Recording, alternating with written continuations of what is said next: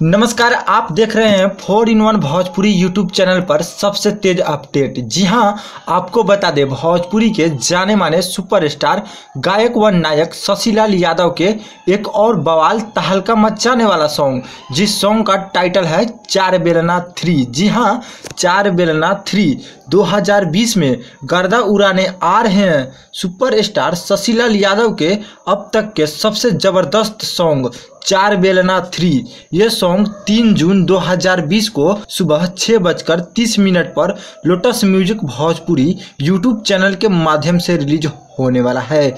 जी हां, चार बेलना 3 ये सॉन्ग 3 जून 2020 को सुबह 6:30 बजे लोटस म्यूजिक भोजपुरी के माध्यम से रिलीज होने वाला है। जबकि इस सॉन्ग के गीतकार हैं राहुल रसिक जी और संगीत से सजाए हैं दीपक वर्मा जी बनारस, आशीर्वाद ट्रेंडिंग स्टार खेसारी लाल यादव जी। जी हां, आप सब सॉन्ग चार बेलना 3 को कल यानी 3 जून 2020 को सुबह 6:30 बजे lotus music Bhojpuri YouTube channel पर जाकर जरूर सुने और भाई को ढेर सारा प्यार आशीर्वाद दे, ताकि ये गाना भोजपुरी इंडस्ट्री में एक नया और बड़ा रिकॉर्ड बना पाए। जी हां, मैं जेपी राजा फिर मिलते हैं नई और ताज़ा खबरों के साथ में।